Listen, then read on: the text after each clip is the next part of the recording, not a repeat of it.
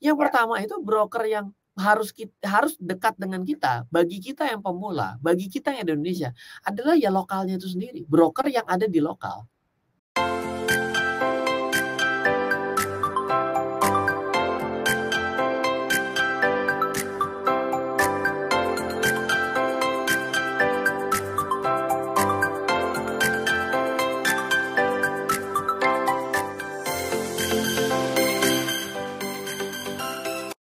Mas Ryan, habis ini aku bertanya ke Mas Ryan ya. Siap. Oke.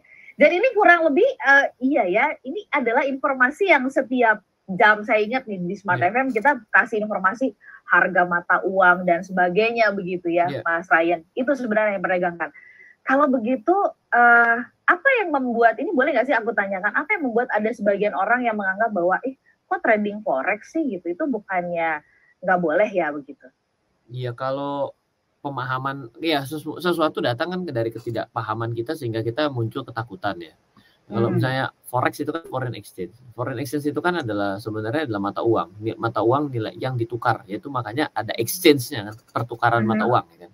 Nah, pertukaran mata uang itu kan sebenarnya ada juga money changer, itu juga melakukan namanya foreign exchange di sana.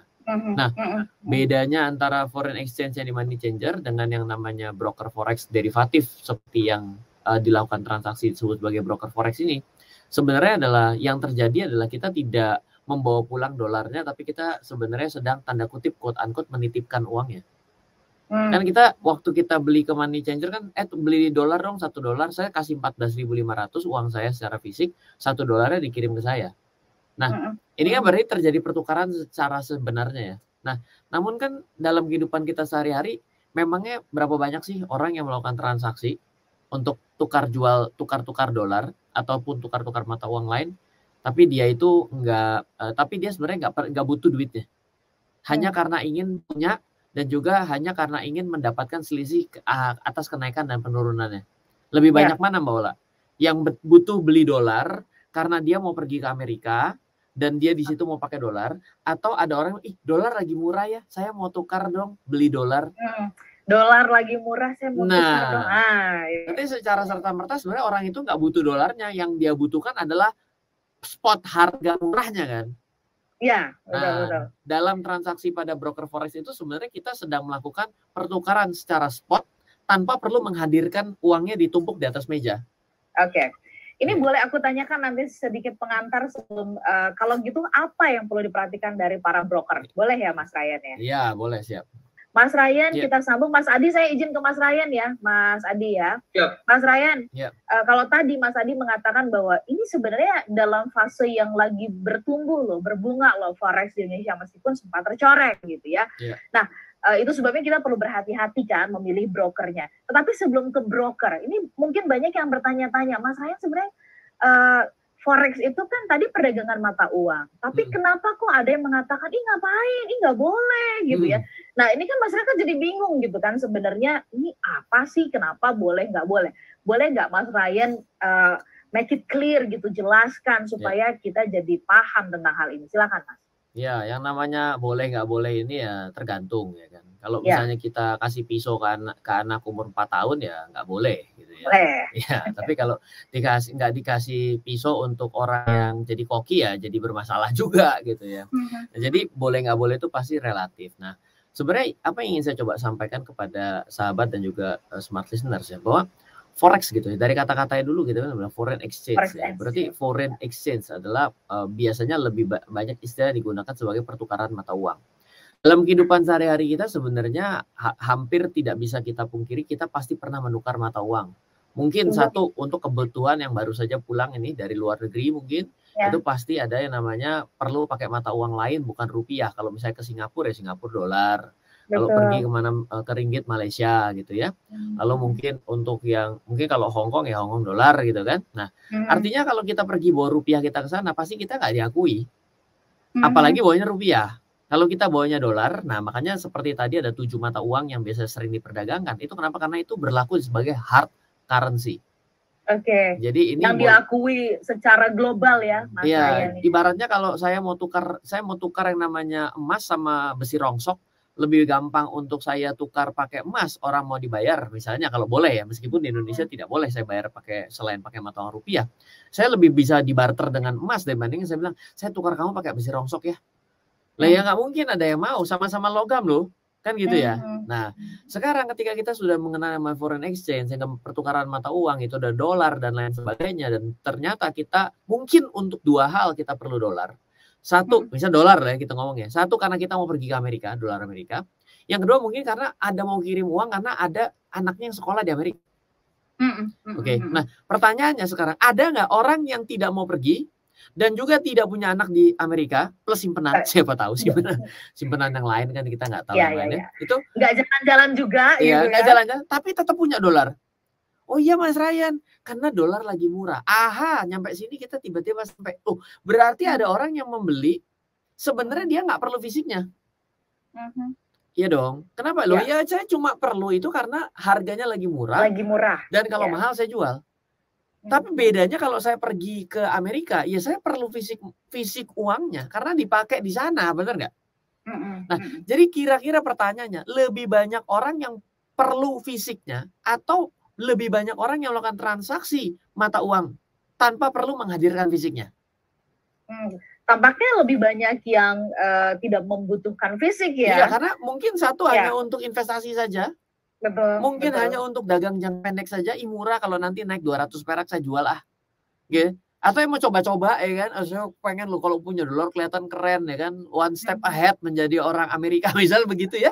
Kan ada yang begitu ya. Nah, jadi orang-orang seperti ini harus difasilitasi. Kenapa? Karena kalau kita harus hadirkan fisiknya, sulit sekali. Loh, sekarang kalau kita pergi ke bank saja, itu kalau misalnya untuk tarik tunai benar-benar menghadirkan fisik di atas 100 juta telepon dulu loh. Bahkan ada yang di atas 50 juta telepon dulu loh. Oh iya. Iya. Coba minta yang 1 miliar, itu minta waktu itu 2 hari. Nah, kenapa? Ya memang karena transaksi itu semakin hari semakin banyak itu yang memang tidak perlu menghadirkan fisiknya, apalagi zaman COVID. Nah, berbicara mengenai broker forex, ini adalah yang memfasilitasi tidak perlu melakukan transaksi dengan fisiknya. Atas keperluan apa? Oh, banyak sekali transaksi yang kita perlukan tanpa perlu menghadirkan fisiknya. Satu, keperluan investasi. Dua, untuk keperluan dagang biasa karena saya mencari selisih. Tiga, mungkin yang mau coba-coba atau biar kerasa lebih keren. Saya punya Swiss franc loh. Swiss franc ada di mana? Di bagian mananya Pulau Jawa ya? Meskipun nggak tahu, tapi just one lebih keren gitu loh. Dan juga mungkin juga melakukan transaksi lindung nilai.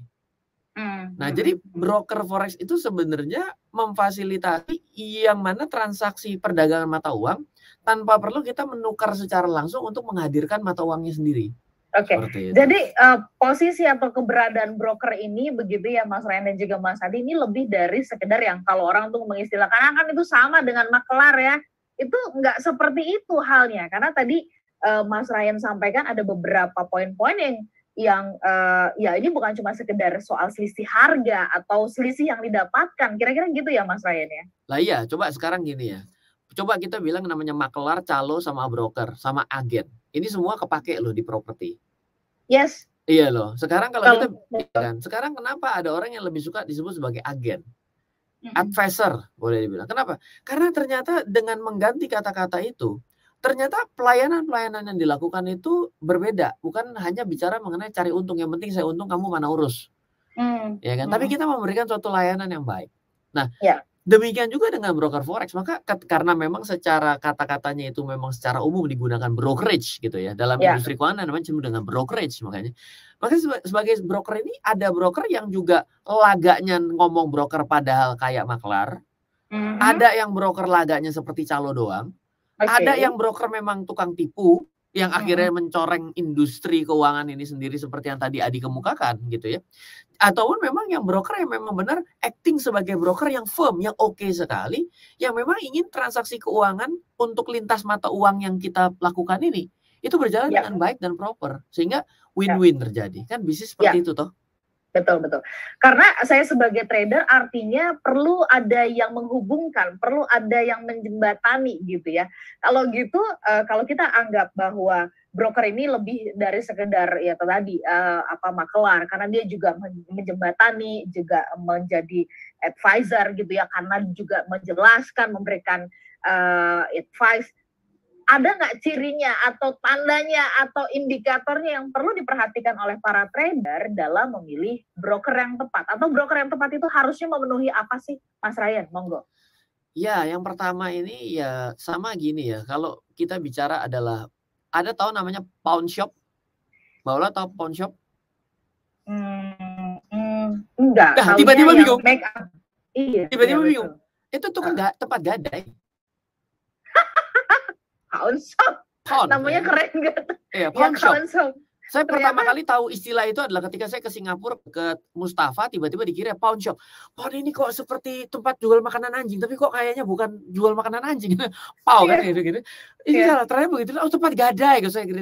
Saya juga udah tahu gitu ya. Nah, kenapa?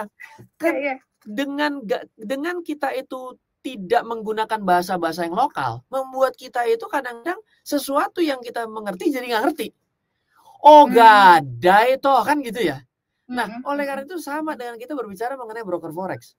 Yang pertama itu broker yang harus dekat dengan kita, bagi kita yang pemula, bagi kita yang di Indonesia, adalah ya lokalnya itu sendiri, broker yang ada di lokal. Banyak orang itu tidak begitu. Oh, yang keren itu yang luar negeri loh. Baru ngomong pawn shop aja kamu nggak tahu kok, apalagi transaksi yang lain namanya saya juga nggak tahu gitu. Nah, jadi kata kunci pertama ketika kita berbicara mengenai broker forex gitu ya, apalagi forex yang namanya foreign exchange, dan juga bukan hanya 7 mata uang seperti tadi, tapi pertukaran crossing ini banyak sekali. Ya kita sebaiknya adalah yang lokal itu sendiri yang harus kita jadikan. Nah, bahasanya sama. Betul. Jadi ketimbang sekedar berasa keren-kerenan pakai broker di sana, tapi istilahnya beda gitu ya. Betul. Oke, yang kita simpan dulu lokal sampai di situ. Nanti habis ini kita gali lagi. Smart listener dan juga sahabat yang bergabung, saya bisa rasakan dan bisa pahami kalau di antara smart listener begitu ya, ada yang kemudian bertanya-tanya, aduh ini benar nggak sih Mas Ryan, jangan-jangan nanti saya bakal ketipu-ketipu lagi nih kayak yang sedang happening lagi rame. Itu sebabnya kami mengedukasi smart listener supaya tidak lagi menjadi victim, menjadi korban begitu. Ini harus kita sudahi karena ini penting banget untuk dunia investasi di Indonesia begitu ya. Nah, itu sebabnya pagi ini Mas Ryan sebagai brand ambassador dari Okta Investama Berjangka, juga seorang praktisi inspirator pasar investasi Indonesia yang juga ditunjuk dikasih gelar begitu ya oleh Presiden Joko Widodo. Nah, ini kita kan harus sambut ya, ada sosok-sosok yang mencoba menyederhanakan penjelasan-penjelasan yang rumit. Seperti pagi hari ini kita mengajak Anda untuk membahas mengenai layanan broker seharusnya gimana, memilih platform forex yang tepat itu seperti apa. Mas Adi, saya izin lagi menuntaskan dulu ya, tadi ada beberapa poin yang Mas Ryan jelaskan sebenarnya apa sih ciri atau apa gitu yang harus kita perhatikan pertimbangannya ketika kita memilih broker. Dan broker yang baik itu seperti apa tadi sudah poin yang pertama sudah dijelaskan oleh Mas Ryan, yang lokal lah, ngapain pilih yang agak luar-luar tapi bahasanya ntar nggak nyambung. Monggo Mas Ryan. Ya, satu masalah lokal karena masalah bahasa seperti tadi, urusan dengan yang namanya tempat gadai sama yang namanya pawn shop itu rasanya menjadi sadar bahwa ada istilah-istilah di industri keuangan yang sudah di bahasa Indonesia kan saja kadang kita masih bingung. Betul. Nah, apalagi ini kita lagi mau coba mulai gitu ya. Pertama adalah lokal, yang kedua adalah legal. Kenapa? Ada lokal yang ilegal. Dia broker luar karena tahu ada pangsa pasar Indonesia 270 juta penduduk di Indonesia, di mana tingkat literasi keuangan di Indonesia ini masih kecil, maka dia membuat website bahasa Indonesia. Tapi ternyata broker forex-nya tidak memiliki lisensi di Indonesia. Di mana broker forex yang memiliki lisensi di Indonesia itu harus tunduk dan mengikuti aturan dan terdaftar di Bapepti. Jadi kalau misalnya brokernya itu adalah berbahasa Indonesia tetapi tidak legal, ya berarti tidak terdaftar di Bapepti. Berarti cara mencari yang legal adalah pergilah ke tempat Bapepti dan lihat apakah ada sertifikatnya dari yang dikeluarkan oleh Bapepti. Nah, kadang-kadang ketika sudah poin 1, poin 2, yang nomor 3 adalah bagaimana caranya kita melakukan cross check akan kredibilitasnya. Iya. Nah, kredibilitas itu sebenarnya zaman hari ini itu sudah tidak susah. Kalau zaman dulu sulit karena cuma ada namanya Yellow Pages. Tapi kalau zaman hari ini pergilah ke Google, Dengan cara apa? Masukkan kata kuncinya, lalu masukkan juga dengan kata-kata Bapepti di belakangnya. Apakah terdaftar Bapepti? Jadi sudah 3 poin tuh Mbak Ula yang perlu kita perhatikan. Jadi artinya kan ada yang mengatakan, Mas, sekarang juga banyak yang legal tuh dipalsu-palsuin begitu. Tapi kalau dalam hal ini kita tetap bisa menelusuri ya. Artinya kalau dia memang kita cross check kredibilitasnya ada terdaftar artinya juga oleh Bapepti ini terpantau begitu. Dia bisa kita juga cross check balik, misalkan kita cek ke Bapepti-nya sendiri, itu juga akan muncul ya Mas Ryan. Betul, karena juga yang memang yang lokal dan memang lokal tapi ilegal itu memang luar biasa. Semua logo dicantumin Bapepti, OJK, IMF. Lu saya bilang ini apa hubungannya? Saya bilang IMF, saya bilang ini kayak orang mau minjem duit karena kesusahan pro ekonomi negara. Saya bilang ya karena kurang ajar, saking ilegalnya itu benar-benar nggak tahu sopan santun. Nah, bagaimana cara mengcross-checknya itu kan dia sudah self kan, sudah memproklamirkan diri. Ya udah kalau gitu kita pakai konsep yang ketiga, cross-check. Melalui apa? Melalui website, melalui mesin pencari, lalu juga coba lihat bagaimana apakah mereka itu selama ini dapat feedback dari masyarakat. Nah, kalau aplikasi ini kan sekarang sudah ada bintang ya, bintang 5, bintang 1, bintang 2, bintang 7 gitu kan. Lihat gitu, kalau bintang 7 sakit kepala kan gitu. Mas Ryan sebenarnya broker itu nih, kalau tadi dari penjelasannya Mas Ryan, Mas Adi, pasti akan muncul pertanyaan, broker itu sebenarnya lembaga apa orang sih Mas Ryan? Dan kemudian, lebih dalam lagi gitu ya, mungkin poin-poin broker-broker yang andal itu yang seperti apa Mas Ryan bisa tolong jelaskan? Silakan Mas. Kalau broker tentunya adalah sebagai company, sebagai PT, sebagai perusahaan gitu ya. Kenapa? Kan tentunya adalah sebuah sistem penyedia dan penyelenggara ya, agar bisa melayani orang untuk melakukan pertukaran gitu kan. Jadi tentunya ya sebagai PT-nya inilah yang pertama kali harus mengambil suatu perizinan dan mengikuti ketentuan tentu mulai dari setoran modal, SOP, mitigasi risiko, keberlangsungan usaha, yang namanya sistemnya nggak boleh down dan lain sebagainya, itu ya diakses oleh si Bapepti itu sendiri. Nah, lalu juga kalau berbicara mengenai layanan broker itu apa ya? Pertama, layanan broker itu ya pasti melakukan pertukaran dengan adil dan fair ya. Ya sama seperti tadi Adi bilang bahwa ya kalau misalnya dia bisa membuat suatu harganya begitu tinggi gitu ya. Nah, kalau harga begitu tinggi, ya saya bilang kalau harga dolar di mana-mana harganya 14.500 tiba-tiba dijual dengan 18.000, masa apa kita mau beli? Kalau jual mau, kan begitu ya. Ya kan kita nih kadang-kadang kalau ditanyakan juga kenapa masyarakat Indonesia ini gampang tertipu, karena kadang-kadang nggak mikirin orang lain, yang penting saya untung. Lah lagi pula kalau semuanya untungnya buat saya, yang rugi siapa? Kan aneh juga, karena ujung-ujungnya itu karena kegridian sehingga berpikir bahwa kayaknya hidup ini enak, lain susah, kita doang yang senang. Nah, hal seperti inilah yang akhirnya juga masuk ke dalam masyarakat kita sehingga tidak ada lagi yang namanya yang fairness, tidak ada lagi melihat dengan sudut pandang broker yang baik itu adalah yang lokal. Bilang, oh kalau lokal itu transaksi lebih mahal. Lah ya, beli mobil di dealer resmi sama beli mobil di pasar gelap ya jelas beda gitu dong ya.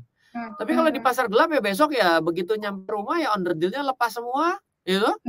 Kita nggak tahu gitu. Nah, jadi memang kita harus sadar bahwa pasti ada harga yang harus kita bayar, yang mana harus ada suatu standarnya juga gitu. Jadi lokal, lalu juga legal, lalu juga terpercaya itu ya pastinya juga harus satu dari segi pertukarannya harganya fair, ya kan? Yang kedua juga biaya-biaya apa juga harus bisa kita clear di depan lihat gitu ya. Gitulah. Lalu yang ketiga adalah bisa disetor, bisa ditarik nggak? Iya dong. Nanti saya bisa setor rupiah saya waktu saya mau tarik, setor lagi. Saya pernah kejadian loh di DM Instagram, Pak saya ini dari broker, dari transaksi dari suatu broker di Jepang, dia bilang. Tapi bukan artinya Jepangnya jelek ya, tapi saya yakin tuh broker nggak di Jepang. Saya yakin tuh pasti karena membuat orang percaya karena menggunakan nama Jepang, betul dong? Mungkin restoran Jepang kan? Iya, nggak tahu ini lagi di restoran Jepang mungkin lagi ya, gitu ya. Pak, tapi saya udah untung, Pak. Tapi katanya saya untuk tarik itu saya harus deposit lebih. Saya bilang, wah kamu ini pasti ditipu, saya bilang. Gak ada namanya kita itu transaksi udah untung ya tarik dong. Rugi tarik, untung tarik gitu. Jadi ya seperti itu untuk penarikan, dan juga yang terakhir adalah edukasi itu sendiri. Kalau edukasinya salah, yang bilang bahwa ya namanya transaksi forex, transaksi aman luar biasa, tidak bisa rugi. Loh, jangankan seperti itu. Sekarang contoh nih baru kejadian. Bulan April kemarin itu kan tentunya saya persiapan karena saya mau ada traveling ya kan ke daerah West Europe di Eropa. Itu istri saya buru-buru takut beli karena takut harga euronya naik. Terus saya bilang, enggak, ini menurut chart ini akan turun, saya bilang. Sudah beli di harga yang agak sedikit mahal, hampir 16.000 gitu ya. Saya bilang nggak usah beli banyak-banyak, toh di sana nanti sudah bisa apa namanya mengenai visa master dan lain sebagainya gitu ya. Dan ternyata turun. Lah, apakah istri saya tidak mengalami kerugian dengan membeli mendekati 16.000 di mana saat ini sudah mendekati 15.000? Ya jelas-jelas pasti bisa rugi. Jadi kita tuh harus mengedukasi masyarakat bahwa pendidikan dalam yang namanya transaksi keuangan itu dalam kehidupan kita tuh bisa rugi. Nah, pendidikan yang baik dilakukan seperti ini juga oleh broker forex. Oke, jadi artinya fair memberitahukan ya, ada resiko, ada kemungkinan kita bisa rugi dan sebagainya. Mas Ryan, ditahan dulu penjelasannya, cerita tentang ke Europe tadi gitu ya. Ini ada uang denger nih, ya uang dengar oleh-oleh nih. Salah nih gue ngomong. Salah kan? Habis ini kita sambung ya. Smart listener dan juga sahabat yang bergabung, karena ada banyak banget di masyarakat ya yang merasa bisa untung sekejap tapi kemudian jadi rugi sepanjang hidup begitu. Itu sebabnya pagi hari ini Mas Ryan bersama dengan Okta Investama Berjangka coba hadir untuk mengedukasi kita semuanya. Jadi supaya kita nggak masuk terus dalam lingkaran ditipu-tipu terus gitu. Harus menjadi trader itu harus cerdas, harus pintar, harus tahu dari hulu ke hilir. Jadi bukan cuma sekedar berpikir tentang untung aja. Tadi ada 5 smart listener ciri atau harusnya yang diberikan oleh layanan broker. Jadi kalau di luar 5 ini Anda nggak dapat, Anda patut mempertanyakan ya. Tadi soal lokal, legal, kemudian terpercaya, ini pertukarannya berapa sih nilainya, dan kemudian ada transparansi di sana, jadi jelas, clear biaya yang dikeluarkan, nggak abu-abu begitu. Sampai kemudian juga memberikan edukasi. Boleh kita lanjut ya, sedikit Mas Ryan sebelum menjawab ke pertanyaan-pertanyaan yang sudah masuk, dan banyak ini ya dari WhatsApp, dari YouTube. Mas Ryan, kita boleh ke WhatsApp dan juga YouTube ya. Dan Nebula yang bertanya, Mas Ryan, bisa nggak sih kita sebut bahwa trading forex ini juga sama dengan berinvestasi, Mas Ryan? Iya, saya katakan ketika kita mengetahui sesuatu lebih jauh, nanti lama-kelamaan kita jadi bisa melakukan pada banyak hal. Ya. Bagi sebagian orang beli mobil itu dipakai sebagai alat kendaraan untuk dari pergi rumah ngantar ke anaknya sama pergi ke kantor. Sebagian bisa yang namanya dijadikan alat untuk narik untuk taksi online. Sebagian lagi bisa untuk bikin catering. Sebagian lagi mungkin bisa untuk apa yang kita nggak tahu sebagai bisnis tertentu gitu. Jadi artinya seiring dengan kita memahami sebuah barang, sebenarnya kita bisa jadikan ini sebagai konsumtif, kita jadikan sebagai sarana untuk dagang. Mobilnya dibeli nanti dijual lagi ketika dalam kondisi tertentu seperti seorang pedagang, atau kita menjadi bisnis atau investasi, itu sebenarnya semua bisa. Saya pribadi dalam kehidupan saya sehari-hari itu dapat saya katakan saya tidak pernah lagi membeli emas fisik. Tapi saya menggantinya dengan selalu membeli pada pasar derivatif. Di broker forex ini juga bukan hanya memperdagangkan mata uang, tapi juga bisa membeli emas, silver, dan juga indeks. Indeks itu indeks saham, tapi tidak ada indeks saham lokal Indonesia, tidak ada, adanya Nikkei, lalu juga ada Dow Jones Industrial, Nasdaq gitu ya. Maka kita bisa menginvestasikan uang kita dengan cara mengganti kebiasaan membeli emas dengan cara kebiasaan untuk membeli di pasar derivatif ini. Dan secara tidak langsung sebenarnya saya tengah berinvestasi. Harga emas hari-hari ini lagi jatuh loh. Lumayan nih. Jadi ada awareness tambahan gitu. Waktunya untuk beli emas nih. Untuk pikir-pikir melihat apakah ini waktu yang tepat untuk membeli kalau Anda merasa cukup murah, kan seperti itu ya. Iya. Nanti sore lah kita bahas. Gue siaran tadi. Ada akun Eti Haryani. Sebenarnya resikonya lebih besar mana? Di forex atau saham, Mas Ryan? Ya begini, pertanyaannya saya balik gini. Kalau yang namanya kita pegang fisik rupiah kita ditaruh di bawah bantal, sama kita titipkan pada sebuah tempat gitu ya, resikonya lebih berisiko yang mana? Jawabannya tentunya yang fisiknya bisa kita pegang dilus-lus di rumah sebenarnya adalah yang paling aman. Kenapa? Karena sebenarnya semua ada di kantong kita. Tapi apakah ada resiko yang tidak terbuka dengan semua yang ada di tangan kita? Bisa saja dicuri dan lain sebagainya. Kita tidak berbicara di sana. Tapi kalau dibicarakan mengenai Bedanya transaksi saham itu adalah transaksi yang benar-benar sahamnya sedang dikirim ke rumah kita sebenarnya. Bedanya adalah saat ini namanya transaksi sudah scriptless. Saham kita itu tidak ditaruh di rumah, tapi begitu sudah milik kita langsung dikirim ke kustodian central efek. Sedangkan ketika kita melakukan transaksi forex, kita itu tidak pernah memegang dolarnya. Kita tidak pernah memegang emasnya. Satu-satunya cara untuk kita mendapatkan keuntungan adalah dengan cara ketika sudah naik dijual. Jadi transaksi forex ini adalah transaksi tanpa menghadirkan fisik. Baik fisik uang kertasnya, baik fisik emasnya, baik fisik silvernya, dan juga pada tempat-tempatnya yang memang tidak pernah ada fisiknya. Loh, kok bisa? Loh, indeks saham memang ada fisiknya. Indeks saham itu kan adalah rata-rata pergerakan harga daripada harga saham-saham yang ada di dalam satu bursa dong. Memang kalau sekarang kita bilang indeks harga saham gabungan di Bursa Efek Indonesia, memang itu ada fisiknya. Nggak ada. Kalau mau ada fisiknya, beli tuh 786 perusahaan yang ada di Bursa Efek Indonesia hari ini juga. Dibundel dong. Dibundel. Emang punya duitnya. Gede loh itu. Iya dong. Iya. Mas Ryan, singkat. Kalau kita trading forex itu kena pajak nggak sih? Ada perhitungannya secara langsung. Ada Tapi perhitungannya. pada beberapa broker itu pelaporannya mandiri. Mandiri ya. Oke. Sama nggak sih forex ini ada yang mengatakan trading forex itu judi loh? Kemarin juga saya nebak kancing sama teman saya juga tebak-tebakan. Jadi itu judi gitu. Apapun dalam hidup kita ya kan. Sekarang kita bisa judi. Ini nanti yang berdiri pertama kali Mbak Ola, Mas Adi atau Ryan. Ayo pasang berapa? Siapa yang dipasang duluan? Semua dijudikan. Judi bisa apapun juga. Yuk kita tebak-tebakan juga kalau lempar kucing dari lantai 39 mati apa enggak? Itu judi. Judi juga. Semua segala sesuatu yang tebak-tebakan yang pasti akan judi. Oke. Gitu. Sementara kalau di forex ini bukan tebak-tebakan begitu ya? Mas, ya, analisa sama seperti kemarin. Oh, jangan beli dulu. Saya bilang ngapain beli ini? Ya, pokoknya apa ini akan turun. Nanti kalau kita turun akan kita beli. Karena ada analisanya. Dasarnya kenapa? Ada analisanya. Inflasi Amerika. Sehingga akan kenaikan suku bunga akan menekan indeks di dunia ditambah mata uang yang lain di luar Amerika. So powerful ya Amerika itu ya? Iya, ya karena kan memang Amerika hard currency nomor 1 ya. Ya, negara adidaya ya.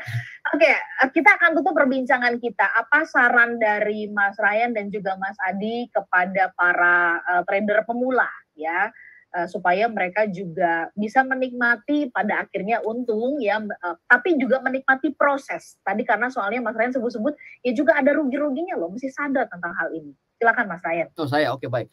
Yang pertama ya, kalau berbicara mengenai transaksi forex ini adalah suatu transaksi yang menarik. Karena apa? Karena sebenarnya kita banyak sekali kemudahan di sana. Belum lagi kita berbicara bahwa forex itu kita bisanya mau beli 100 kita cukup siapkan uang 1. Itu menarik kan. Nah, nanti kita bicara lebih lanjut. Nah, edukasi itu penting sekali. Ya, oleh karena itulah seperti yang dilakukan oleh Okta Invest Sama Berjangka gitu ya, bisa menyapa kepada smart listener dan juga kepada sahabat sekalian. Ini adalah sesuatu yang menyatakan bahwa ya ini adalah suatu transparansi, bahwa si pembicaranya ini juga nggak melulu bicara, apakah Anda mau besok keluar dari kantor Anda hari ini juga dengan 20%? Udah ngajakin ngawur ya kan, bikin bosnya bingung, suruh orang resign gitu ya. Kita tidak bisa mengedukasi dengan cara seperti itulah. Inilah broker forex yang memang ya bahkan untuk membuat siaran ini setahu saya itu harus approval dulu loh Okta kepada Bapepti. Oke. Izin loh. Ini Mas Ryan ini boleh nggak untuk tampil nih di Smart FM berbicara mengenai. Jadi memang penting sekali untuk memilih broker forex ini yang memang transparan dan memang taat pada aturan. Biar kita nggak dirugikan. Baik. Halo. Terima kasih sudah menyaksikan video di RF Channel on YouTube. RF Channel adalah channel edukasi untuk kita secara bersama-sama belajar dan mendapatkan aktualisasi mengenai investasi, keuangan, dan bisnis bersama saya, Ryan Filbert, dan tim.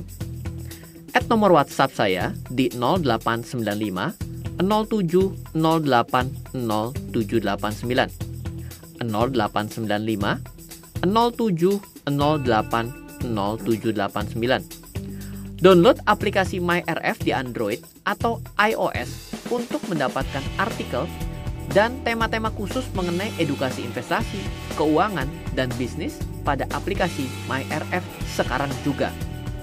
Setiap bulan, saya bersama dengan tim memiliki kelas, mulai dari belajar trading dengan analisa teknikal, yang strateginya bisa Anda terapkan pada seluruh market, mulai dari saham, forex, hingga cryptocurrency. atau kelas investasi saham bernama Fundamental Camp. Untuk mengetahui kelas lainnya dan bertanya mengenai kelas, hubungi tim sekarang juga di 0852 882 6187. Sekali lagi, 0852 882 6187. Semoga terus bermanfaat. Dari saya Ryan Filbert, salam investasi untuk Indonesia.